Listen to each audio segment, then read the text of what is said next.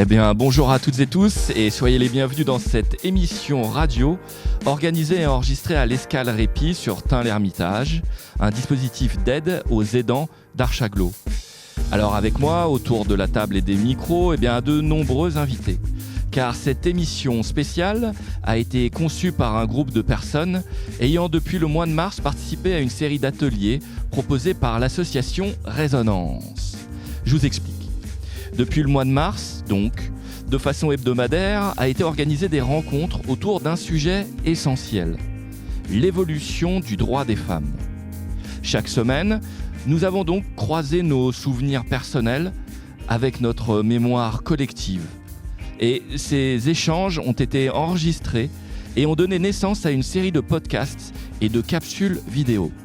Mais de tout ça, je vous en reparlerai plus tard dans l'émission. Car au programme de ces 45 prochaines minutes, il sera donc question de l'évolution du droit des femmes et nous avons décidé collectivement de l'aborder à travers 3 angles qui nous ont semblé complémentaires. On va d'abord parler du monde du travail, de l'autonomie financière, de la difficile conciliation entre carrière et famille. Ensuite, on décortiquera les différences d'éducation entre les filles et les garçons à travers le temps. Comment ces schémas ont façonné nos imaginaires.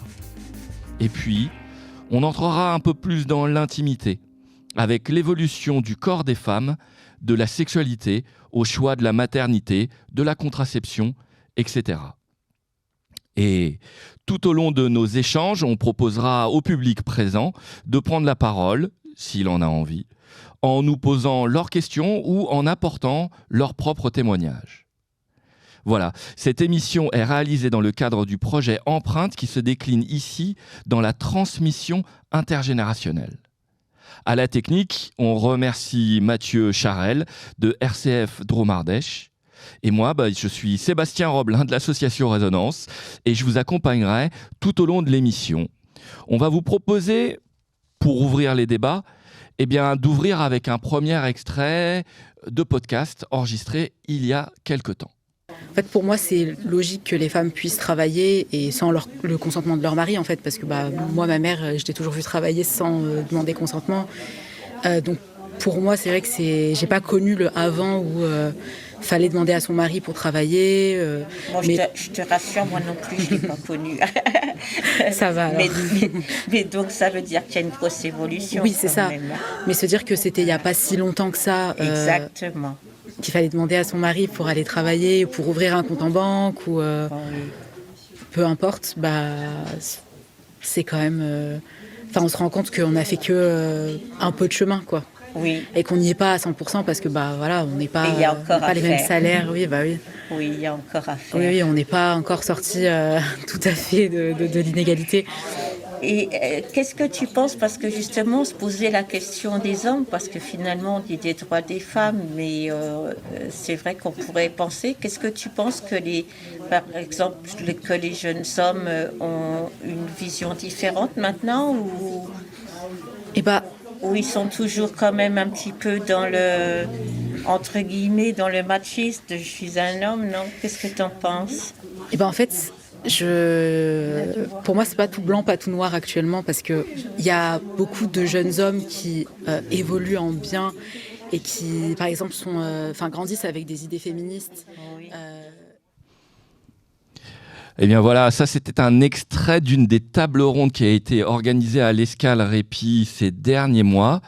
Donc on est déjà bien dans le sujet du monde du travail.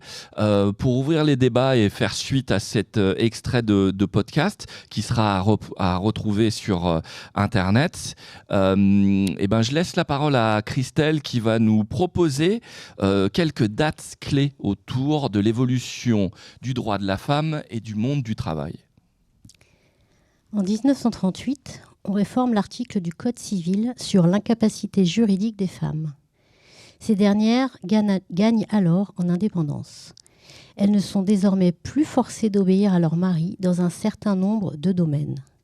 Mais ce n'est qu'en 1965 que les Françaises obtiennent le droit d'ouvrir un compte bancaire seul et à leur nom, et de travailler sans dépendre de l'autorisation de leur mari.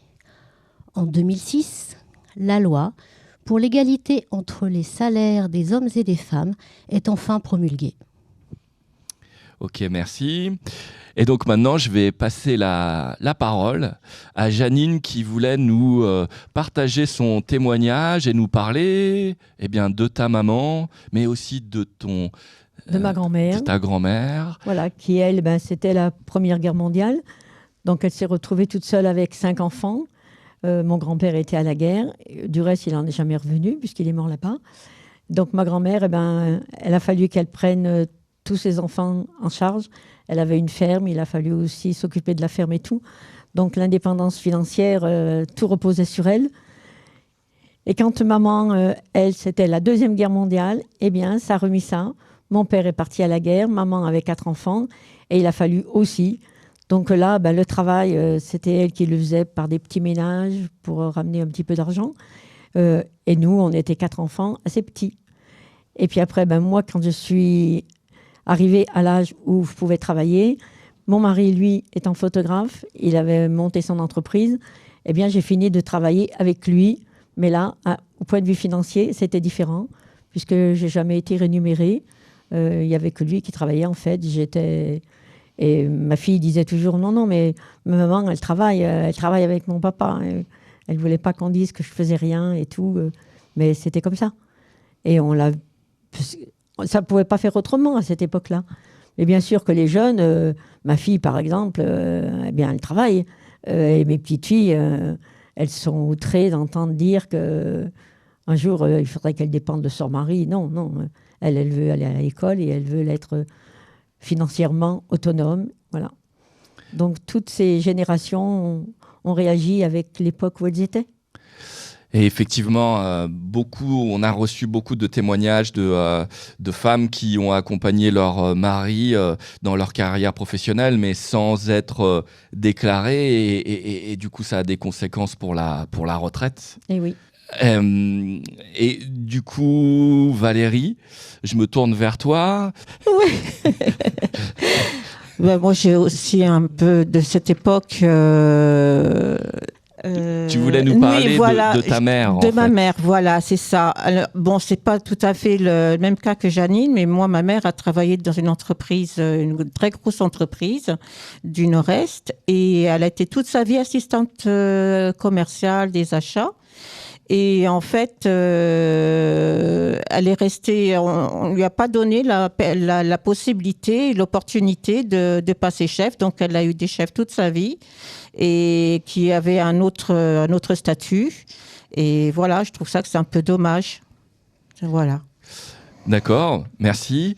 Paulette, on se tourne vers toi. Tu voulais également participer au débat et revenir un petit peu sur cette idée d'indépendance financière ? Oui, parce que moi, étant élevée par mes grands-parents, tout l'argent, j'ai travaillé jeune et l'argent, je donnais à mes grands-parents. Et après, j'ai rencontré mon mari. Et pour moi, c'est pareil. On avait l'argent en commun, mais j'avais pas de compte, au début. Et après, quand même, mon mari, avec l'évolution, tout ça, il m'a dit, il faut quand même ouvrir un compte à toi, personnel. Mmh. Et pour moi, ça a été une évolution parce que un compte à mon nom, j'en avais pas, Donc voilà. Alors pour moi, c'était super. Et pour ça, mon mari, après, l'argent, je faisais ce que je voulais. Je veux dire, j'allais m'acheter une paire de chaussures si je voulais, acheter une robe ou acheter autre chose. Pour les enfants ou autres, je lui demandais pas forcément. Voilà. Et ton mari, également, tu nous en avais parlé pendant le projet, on va revenir un petit peu dessus. Est-ce que tu peux nous parler aussi de lui, de son évolution par rapport à tout ça et la manière aussi dont il s'est impliqué dans la famille ? Oui. Disons qu'au début, ça a été un petit peu dur parce qu'il avait été élevé quand même droit. Ils étaient sévères, ses parents, mais droit. Et quand on a eu nos enfants, tout ça, Lui, c'est beaucoup impliqué, mais plus cool que ses parents, quoi. Même si, enfin, on en parlera plus tard, au niveau des sorties des enfants, tout ça, bon, ça a changé aussi après. Mais il a bien évolué, si, tout à fait. Tout à fait. Super. Alors, je ne sais pas si autour de cette table, quelqu'un veut prendre la parole, mais je me tourne vers le public. Est-ce que par rapport aux témoignages qui ont été abordés et ce qui s'est dit ou ce que ça vous a inspiré, est-ce que quelqu'un du public veut prendre la parole et nous poser une question ou rajouter peut-être son propre témoignage ? Alors, on va passer le micro dans le public et on vous écoute. Bonjour. Bonjour. À tout le monde. Bon, moi j'ai ouvert un compte lorsque j'ai commencé à travailler en 1966. Mais comme je n'étais pas mariée, donc c'est resté avec moi. Moi j'étais libre d'en faire ce que je voulais. J'avais pas d'enfant. Et voilà. Merci. Et si je peux me permettre de vous poser une question, comment vous avez vécu cette indépendance financière à l'époque ? Est-ce que c'était aussi bien vu autour de vous, cette indépendance financière ? C'était accepté autour de vous ? Oui, oui, oui. Et comment vous l'avez dépensé comment vous l'avez vécu cette indépendance financière ? Ben, j'étais libre d'acheter ce que je voulais pour m'habiller. Ok. Eh ben, je vous remercie. On va, si ça va à tout le monde et s'il n'y a pas plus de questions du public, je vous propose que on avance et qu'on aille un petit peu vers le second sujet. Mais d'abord, on va écouter un morceau de musique que nous propose Valérie, d'ailleurs, ici présente, qui chante sur ce morceau. Et juste après ce morceau de musique, on écoutera un second extrait de podcast qui nous permettra d'enchaîner sur le second sujet, c'est-à-dire l'éducation entre les filles et les garçons. Coup de téléphone, entendre ta voix, ma belle.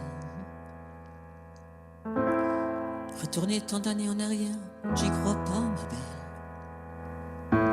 Te rappelles-tu comment chanter, comment danser, comment oublier une si belle amitié? Et les années ont passé, 8 ans passés.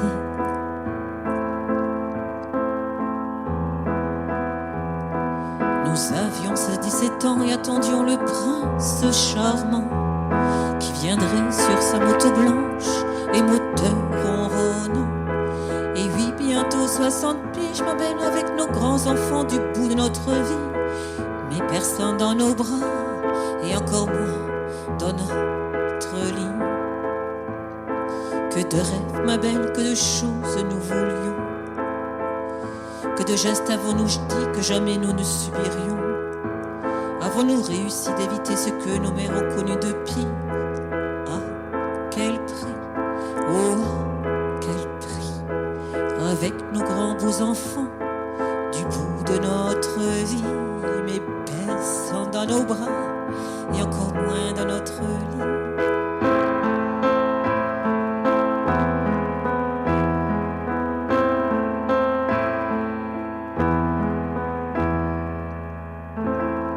Avons-nous seulement vraiment aimé? Nous a-t-on seulement vraiment tant aimé? Puis haï, puis renié, puis enfin oublié. Nous avons construit pendant des années des nuits pour nos oisillons aimés. Ils se sont envolés parfois trop tôt. Souvent nous avons été terrassés. Oui, terrassés. Et depuis ce jour, nous allons quinquer.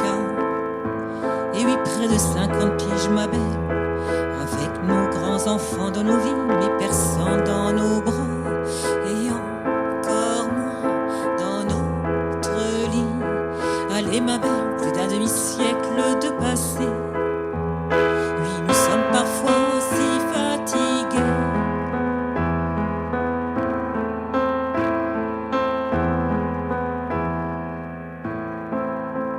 Mais entendre ta voix, ma belle, je me dis qu'il y a encore l'espérance de jolis doux moments à vivre.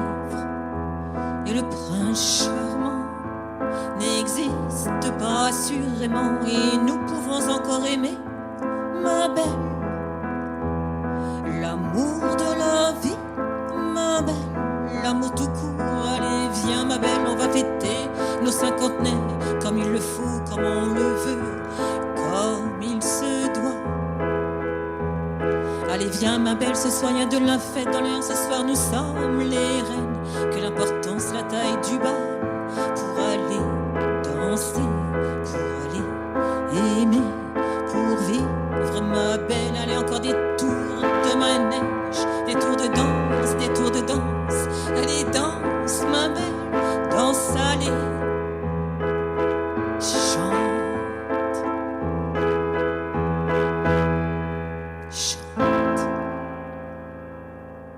J'ai perdu ma mère, j'avais 10 ans, et j'ai perdu mon père, j'avais 5-6 ans. On a été toutes les 3 orphelines, on était 3 sœurs. On nous a dit, soit on vous met à l'orphelinat. J'ai une de mes tantes qui a dit, pas question, on va pas les mettre à l'orphelinat. Et on est partis chacune chez des tantes. Voilà. Et bon, alors je suis allée à la Pellissière. C'est là que j'ai appris un petit peu à me dégourdir, à faire de la couture, de la cuisine. On avait une cuisine au sous-sol, là, et puis c'était sérieux. Hein. Et puis on faisait de la couture, mais c'était des religieuses à ce moment-là. Oui, mais des religieuses. Ah oui, voilà. T'avais des cours de caté? Non, pas de caté, non, mais enfin, elles étaient sévères. Hein. Ah voilà, oui, attention, il ces fallait religieuses travailler avaient une comme il faut. réputation sévère. Hein. Et puis même, et on n'avait pas le droit d'aller au cinéma le dimanche. Alors à l'entracte, si on sortait, on regardait si elles n'étaient pas dehors, parce qu'à l'heure de l'entracte, elles tournaient un peu sur la place du cinéma là pour voir qui avait été au cinéma. C'était à quel ciné? Le cinéma tournant. Ah, il existait déjà? Oui, oui. Alors, retour sur le plateau autour de l'évolution du droit des femmes. Après avoir parlé un petit peu et abordé le sujet du travail, on va s'orienter vers l'éducation garçon-fille. Là, vous venez d'écouter un extrait de podcast qui a été enregistré ces dernières semaines par un groupe bien impliqué. Et ces podcasts seront à retrouver sur le site de l'association Résonance, Résonance Média, Résonance REZONANCE. Je vous le redirai tout à l'heure. Et donc, on enchaîne avec ce nouveau moment d'échange. Et on va commencer par Christelle qui va nous redonner des dates importantes. Le 16 avril 1970, l'Assemblée nationale adopte un projet de loi visant à conférer l'autorité parentale aux 2 époux et non plus seulement au mari. Ceci implique l'abandon de la notion de chef de famille qui était issue de la puissance paternelle du fameux Code Napoléon de 1804. Elle est supprimée et remplacée par l'autorité parentale conjointe, exercée en commun par les 2 parents. Depuis 1804, à l'instauration du Code civil dit Code Napoléon, la femme avait dans la famille un rang inférieur à celui de l'homme. Considérée comme mineure, l'épouse n'avait pas le droit de prendre par elle-même des décisions la concernant, et encore moins celles relatives à ses propres enfants. Tout choix devait être validé par le chef de famille. Merci. Alors c'est toujours intéressant de se replonger dans des dates un peu historiques, mais c'est vrai que le travail qu'on a fait ensemble, c'était aussi de repuiser dans nos propres souvenirs et notre propre fratrie. Et là, il va en être question. Je me tourne vers toi, Gilbert. Et j'aimerais que tu nous expliques, toi, combien de frères et de sœurs tu avais et comment ça se passait dans ta famille par rapport à l'éducation entre justement les garçons et les filles? Oui, j'avais une sœur donc, qui était un peu plus âgée que moi, qui avait 4 ans plus que moi. C'était au début de la première moitié des années 60. Donc, ma sœur, elle avait envie de sortir, sûrement, je suppose. Et une fois, elle n'était pas rentrée. En effet, il était peut-être tard. Moi, je faisais mon petit train-train. Et mon père s'était mis un petit peu en colère en disant « Ouais, elle n'est toujours pas rentrée. » Donc, il est parti. Il devait savoir à peu près où elle se trouvait, sûrement, je suppose. Et il est allé la chercher et en effet, une demi-heure après ou une heure après, il a ramené ma frangine avec pas mal de sévérité. Bon, ça m'avait un peu troublé tout ça, parce que donc c'est quand j'y repense, parce que moi après, donc quand j'ai eu son âge, même peut-être moins que son âge, on sortait, j'ai jamais eu d'ennui avec mon père. En effet, c'était encore les parents, je pense, le père qui dirigeait encore. Ma mère, elle disait pas grand-chose. Donc moi, je faisais un petit peu, je sortais en effet avec des collègues, bon, bien sûr, et j'ai jamais eu de remontrance. Une fois, j'étais rentré assez tard aussi, et jamais il est venu me chercher. Donc on s'aperçoit qu'en effet, il y avait quand même une différence entre les garçons et les filles à cette époque-là, dans le début des années 60, même dans toutes les années 60, je suppose. Voilà ma petite histoire vécue. Ok, merci. Eh bien, on enchaîne et je me tourne vers toi, Paulette. Et par contre, toi, tu n'avais ni frère ni sœur. Est-ce que tu peux nous raconter, toi, ton vécu ? Disons que moi, donc, je le disais tout à l'heure, j'ai été élevée par mes grands-parents, donc j'étais seule. Et après, moi, quand je me suis mariée, j'ai 2 garçons et une fille. Et pour les garçons, par rapport à mon mari, ça ne posait pas de problème. Mais par contre, pour sa fille, c'était vraiment le point chaud, quoi. Très chaud même, je dirais. Il voulait pas la laisser sortir parce que, la peur ou je sais pas. Il avait été élevé un peu comme ça avec ses parents. Il avait des sœurs et ses sœurs, voilà, elles sortaient pas non plus, hein. À force de parlementer et tout ça, après, ça a été mieux parce que comme il y avait un grand frère, donc ils accompagnaient leurs sœurs. Donc elles sortaient avec leurs frères. Et après, quand il a vu qu'il pouvait avoir confiance en elle, ça a été. Après, ça s'est déroulé normalement, quoi. Mais voilà, c'était quand même difficile. Et toi, par rapport à ton propre vécu de fille puis de femme, c'était quoi ton point de vue à l'époque, justement, par rapport à l'éducation de vos enfants et de voir la différence qu'il y avait entre les fils et la fille ? Mon point de vue, c'est que c'est vrai que les filles, elles sont toujours plus, surveillées, entre parenthèses, que les garçons. Parce que moi, mes fils, on n'a jamais eu mon mari ne les a jamais empêchés de sortir. Hein. Jamais. Bon, sauf quand ils étaient très jeunes, hein, bien sûr, mais à l'adolescence, il n'y a pas eu de souci, quoi. Et pourtant, j'en avais un qui était terrible. Donc, et qu'il est toujours d'ailleurs. Mais bon, voilà. Super. Est-ce que, Gilbert, je me retourne vers toi, est-ce que tu veux rajouter quelque chose ? Oui, par rapport à comment j'ai élevé mes enfants entre les filles et les garçons. Donc nous, en effet, il n'y avait pas avec ma femme, il n'y avait pas de différence, au contraire. On souhaitait même qu'ils sortent un peu, on ne voulait pas les garder, les couver. On ne voulait pas les couver ou les protéger comme des petits quand ils avaient l'âge de sortir, c'est-à-dire 16 ans, 17 ans. Donc soit on les emmenait au bal ou une surprise party, et on essayait d'aller les chercher, ou avec des voisins, on s'entendait pour toi, aujourd'hui c'est toi qui y vas, tu vas les chercher. Voilà, on avait quand même une confiance à nos enfants, on faisait tout pour qu'ils soient heureux et qu'ils aient leur liberté surtout, et qu'ils voient que la vie aussi, ils apprennent à vivre un petit peu de leurs propres ailes. Voilà. Et je m'adresse à tout le monde sur ce plateau.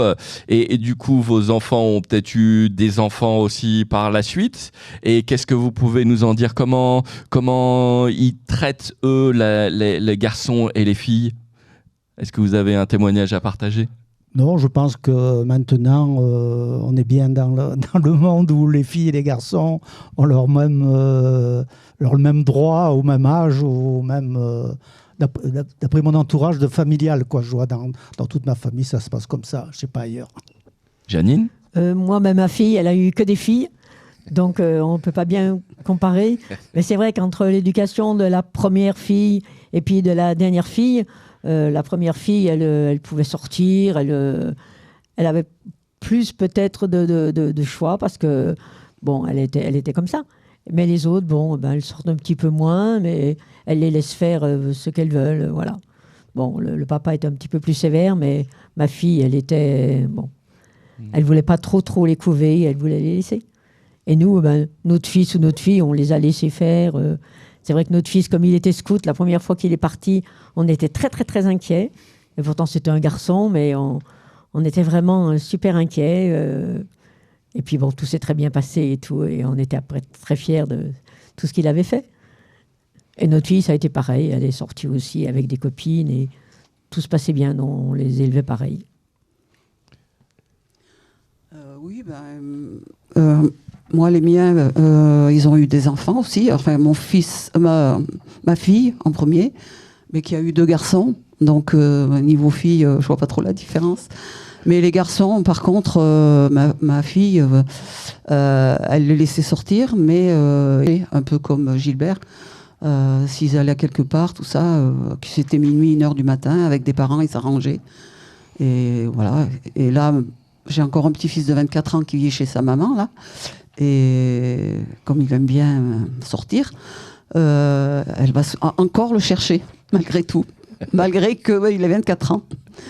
Parce que bon, il faut laisser la voiture à Tournon, parce qu'ils habitent sur plat. Et donc, elle préfère aller le chercher, même à 24 ans, qu'il lui arrive un accident. Voilà. Mais ils sortent. C'est mieux. C'est tout à fait différent, hein, c'est différent quand même. Quoique mon mari, quand même, n'était pas un homme très, très sévère, c'est pas ce que je veux dire. Mais sa fille, c'était quelque chose, quoi. Voilà. Je comprends. Oui. Vous avez une fille, je crois. Tout à fait. Gilbert ? Oui, je voudrais rajouter quelque chose, justement, qu'elle parle. Il y a toujours des dangers, en effet, quand on laisse sortir les enfants. Mais les dangers, ils ont changé. C'est plus les mêmes dangers. Après, c'était la route, en effet, les gens qui buvaient. Nous, encore, à cette époque, enfin, à l'époque de mon fils, il y avait pas mal d'accidents, des gens qui revenaient du bal qui avaient des accidents. Donc, il y a toujours eu des soucis avec les enfants. Ce n'étaient pas les mêmes soucis, mais il y en a toujours eu, quoi. Voilà. Et il faut toujours être prudent avec les enfants et bien les éduquer, quoi, surtout ça. Alors, on a une question du public. On va vous passer un micro, comme ça on va pouvoir bien vous entendre. On vous écoute. Les dangers ont changé maintenant. Parce que moi, je vois à côté de chez nous, il y a Crépol. Et c'était un petit village de rien. Et moi, j'aurais eu des enfants pour aller au bal. J'aurais dit, allez à Crépol. D'accord. Et malheureusement, heureusement qu'ils n'y sont pas allés. Et oui, on se souvient de ce fait divers d'il y a 2 ans à peu près. 2 ou 3 ans oui. maintenant, ouais. Oui. Avec un jeune Thomas, voilà, qui a perdu la vie. Est-ce que d'autres personnes du public veulent réagir ou est-ce qu'on se laisse dériver vers la 3e partie de l'émission ? Eh bien, on va enchaîner. Alors, on va réécouter un second morceau et tout de suite après ce second morceau, on enchaînera avec un nouvel extrait du podcast qui a été enregistré à l'Escale Répit et qui nous fera évoluer vers la 3e partie et la 3e thématique de cette émission, c'est-à-dire le corps des femmes.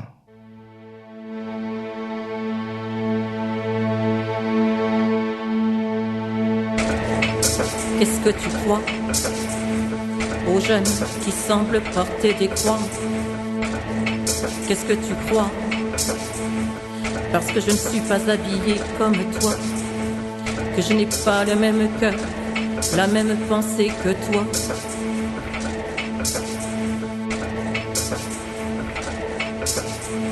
Tu as raison, c'est vrai qu'on pourrait se croire au temps des rois. Car je vis où tu vis, où la société nous a parqués, retranchés d'une autre vie, parce que je n'ai pas plus de prix que toi. Je suis comme ta mère et je chante comme elle.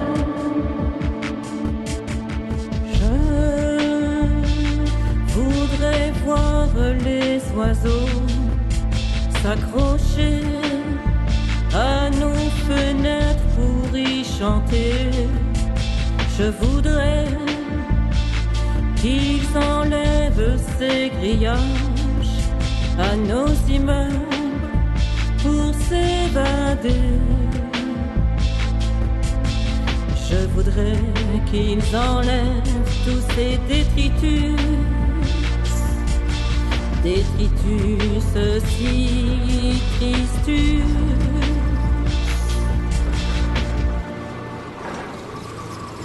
Les couloirs si mat, couleur du désespoir, n'arrêtent pas le vent glacial qui envahit nos cœurs, nous met la rancœur. Qu'est-ce que tu crois, le jeune, parce que je ne suis pas habillée comme toi? Moi aussi j'ai peur de tous ces gens qui ont peur de toi, de moi.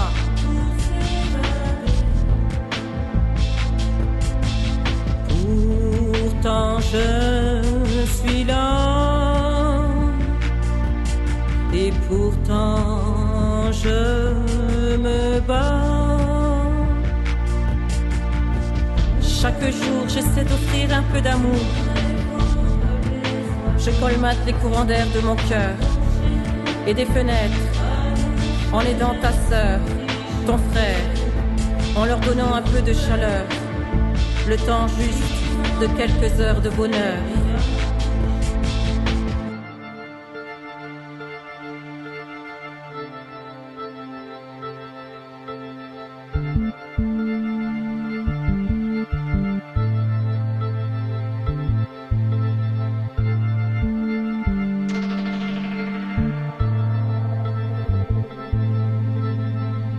La révolte se fait envers ceux qui soulèvent cette douleur, et non pas envers ceux qui la subissent et en crèvent. Alors bats-toi, mais pas contre moi, et surtout pas contre toi. Bats-toi, avec le cœur, pas avec la rancœur.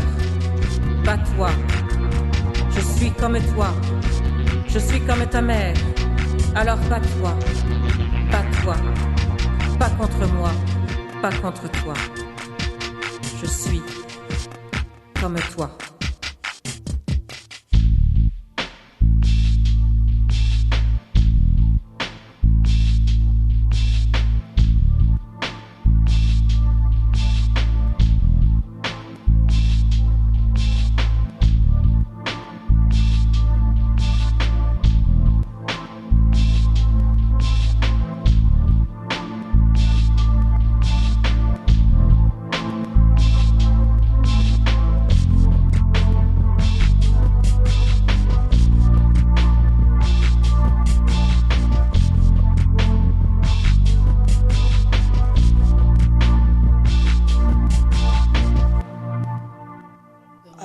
C'est arrivé pendant les années 60, la pilule, hein, fin des années 60. Ouais.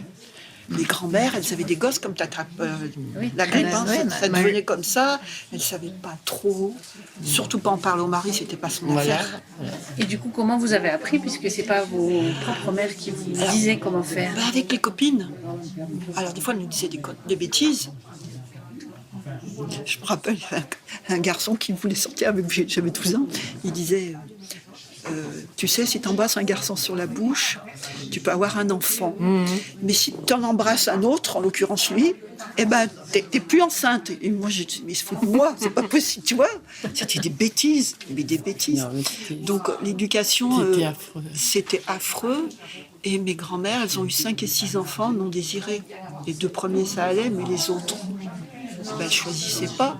Et c'était pas le problème de l'homme. L'homme, hein. Et après, il y a eu la méthode Ogino. Alors, on est toujours sur le plateau radio autour de l'évolution du droit des femmes. Après avoir parlé du travail, de la différence entre les garçons et les filles dans l'éducation à travers le temps.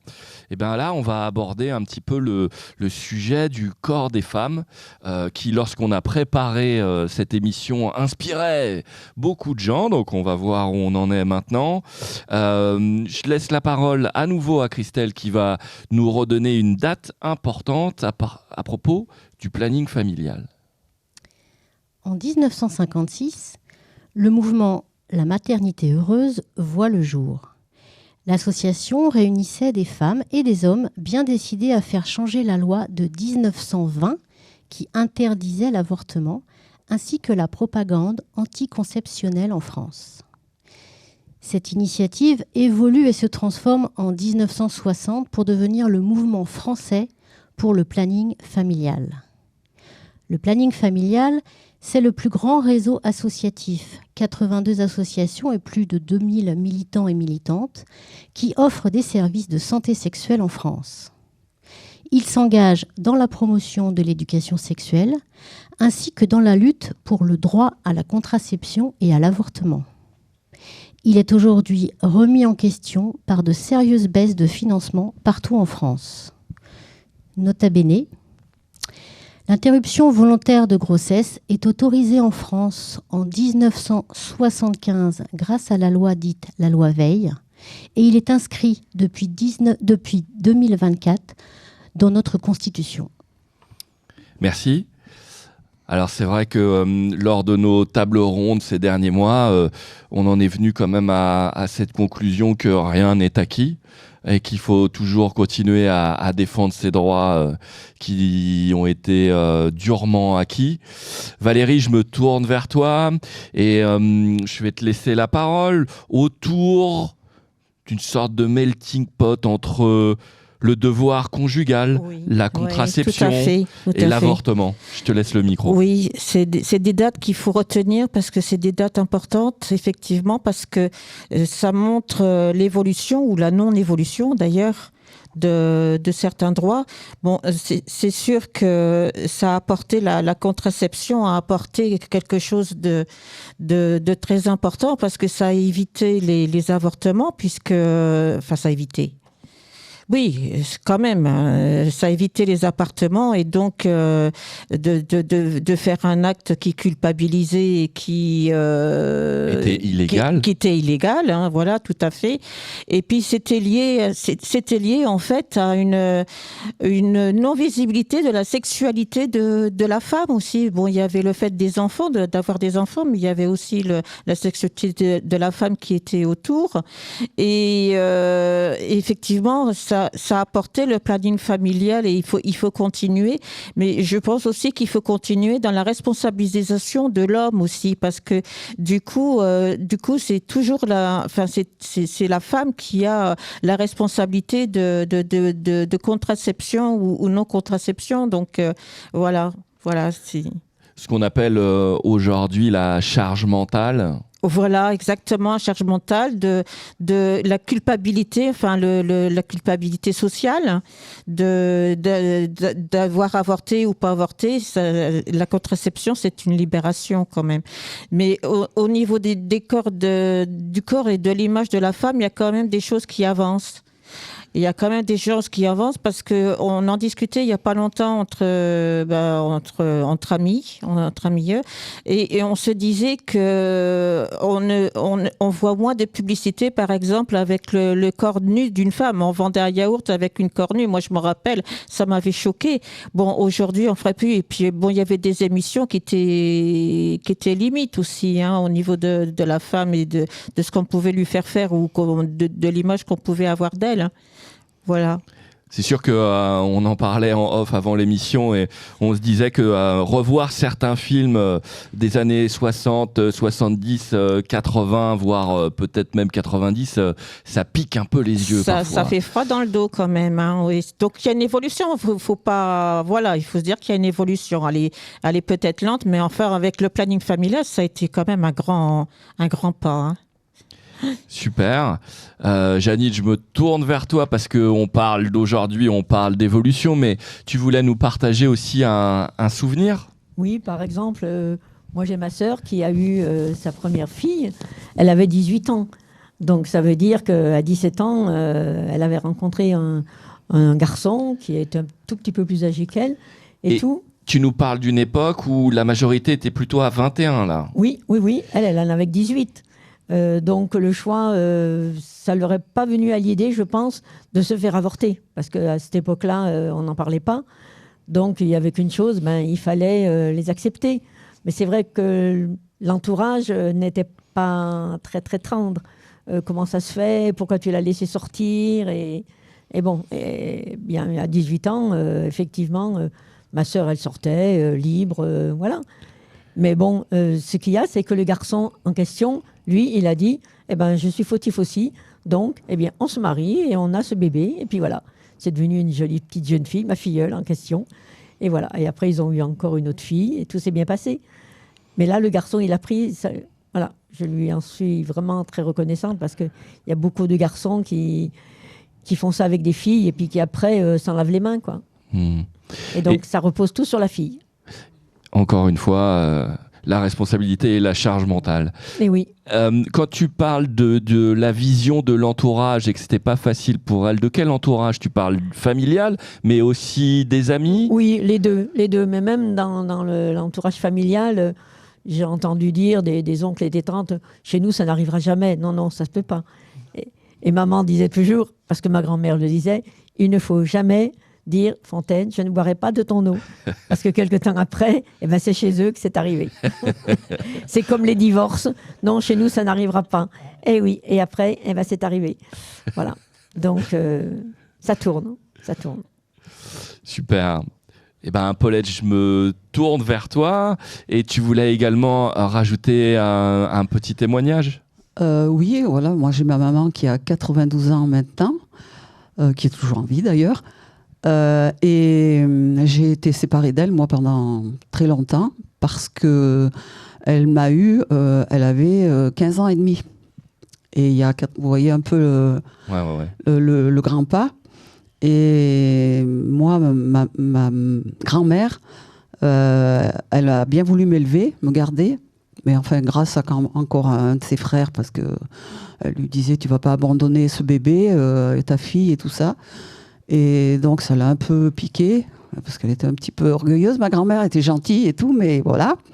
Donc, du coup, elle m'a gardée, mais elle a rejeté complètement ma maman. Ce qui fait que ma maman est partie après ma naissance. Elle m'a laissée contre son gré. Et moi, j'ai été séparée d'elle jusqu'à l'adolescence, on va dire. Et que j'ai appris beaucoup de choses qu'on m'avait beaucoup cachées. Et là, c'est vrai que c'était la honte, à ce moment-là. Avoir un enfant à 15 ans et demi, c'est une catastrophe, quoi. Et le gars, par contre, il n'a pas fait comme... il s'était taillé la route, et puis voilà, quoi. Et les parents, parce que ils étaient jeunes, en fait. Et les parents, ils n'ont pas voulu de ce bébé, de moi, entre parenthèses. Et voilà. Et bon, ma grand-mère m'a élevée bien, par contre, hein. Je pense qu'elle a rejeté tout son amour sur moi et qu'elle a rejeté ma mère, quoi. Ce qui est un peu dommage. Parce que ma mère en a été très, très malheureuse. On imagine. Et comment ça se passe aujourd'hui pour les jeunes filles qui tombent enceintes très tôt? C'est une bonne question. Je ne sais pas. J'ai appris, dans mon oreillette, on m'a dit que des gens du public voulaient réagir à cette thématique. Alors, on va laisser passer le micro et on vous écoute. Moi, je suis Yvette. J'ai eu des parents, j'ai eu de la chance très ouverte. Un papa qui aimait la jeunesse, qui aimait partager. Par contre, une maman beaucoup plus réservée, parce qu'elle avait eu une éducation, c'était ça, quoi, on ne parlait pas. Et moi, quand j'étais, jeune fille, elle n'a pas su me dire qu'est-ce qui m'arrivait. Moi, je ne savais pas ce qui m'arrivait. C'était dur. Et c'est ma grande sœur qui m'a expliqué. Maman ne m'en parlait pas.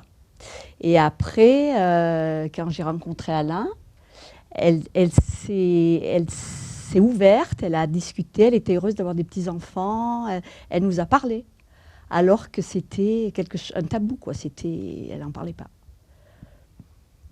Et nous, avec nos filles, on a eu des filles, on a été très ouverts et on a beaucoup partagé, on les a entourées, on a bien discuté avec elles pour pas avoir ce que nous on avait vécu. Voilà. Alors on va On va vous donner le micro pour qu'on puisse vous entendre à la radio. On vous écoute. Oui, à chaque génération, il y a eu une évolution. Hein. Et puis, mon Dieu, après, il y avait tout quand même, la pilule, tout ça. C'est pour ça que l'avortement, moi, ça m'a choqué un peu, parce que il y avait la pilule, il y avait beaucoup de choses pour pas avoir d'enfants. Eh ben, c'est vrai qu'il y a une évolution, mais encore faut-il être au courant, et comme on vient de le dire, que les gens puissent en parler librement pour que, en parlant, on puisse être informé, parce que on voit encore aujourd'hui que dans certaines familles, la parole, elle est toujours pas déliée. Tu veux reprendre la parole ? Je reviens sur le Paulette ? sujet des règles. Là, on va parler clair. Hein. Moi, quand c'est pareil, étant donné que j'étais avec mes grands-parents, on ne parlait pas de ces choses-là. Moi, quand ça m'est arrivé aussi, je suis tombée du ciel. Hein, je ne savais pas ce qui m'arrivait. Et c'est quand même une catastrophe, hein, parce que on est au courant de rien. Voilà. Même quand j'ai rencontré mon mari, après, ça a été un peu compliqué au début, parce qu'on ne sait pas, et on ne parlait pas, quoi.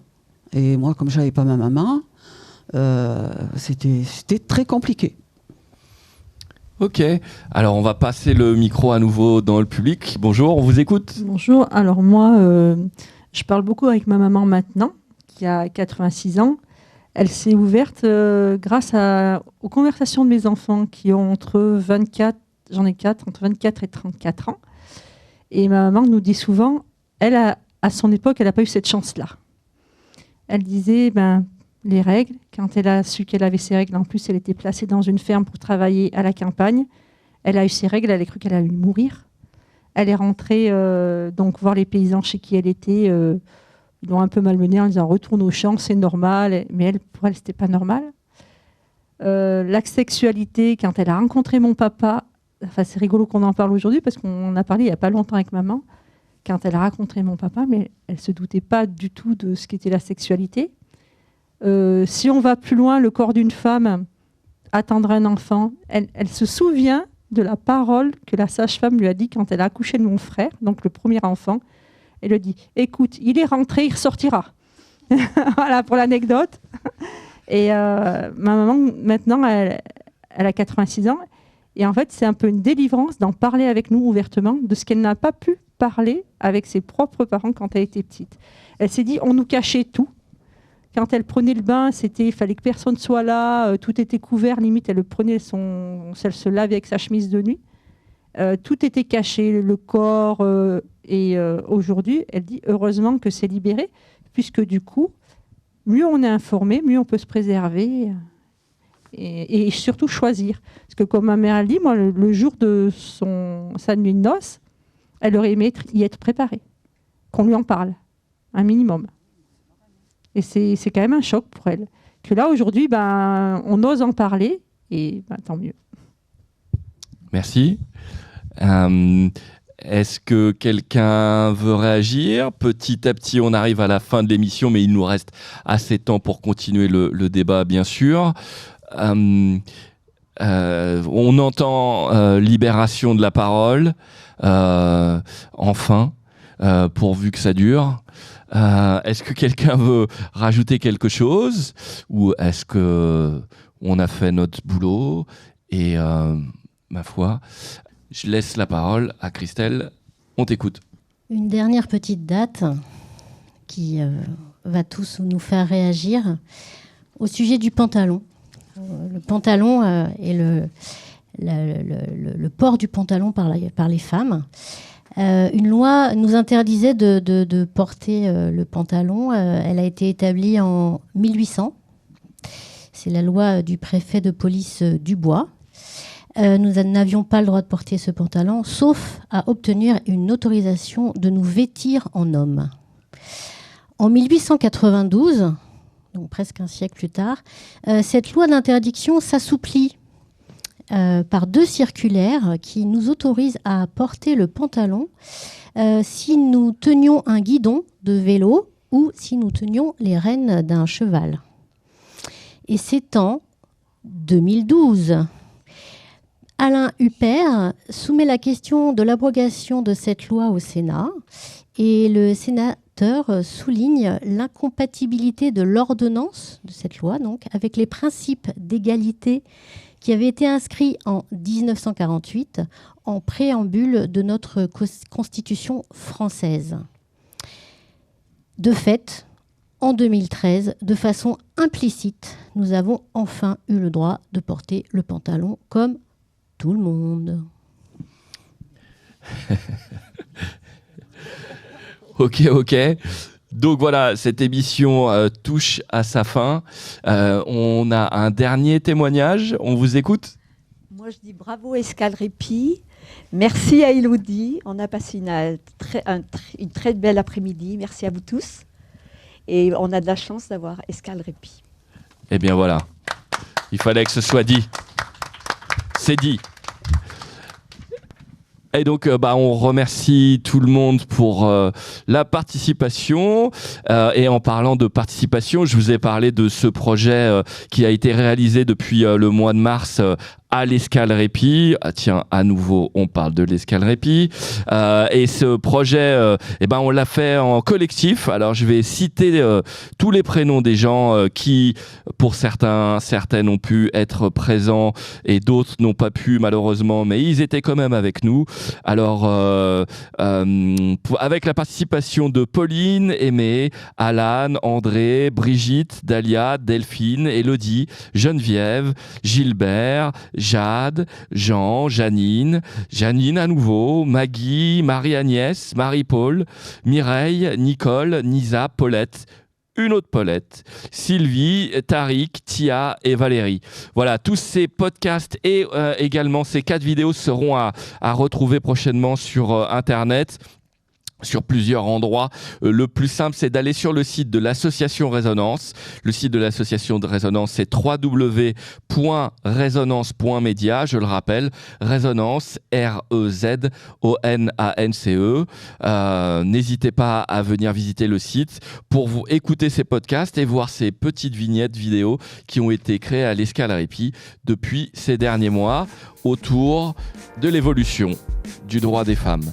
Je remercie à toutes et tous pour votre participation et au plaisir pour un prochain plateau radio. Au revoir.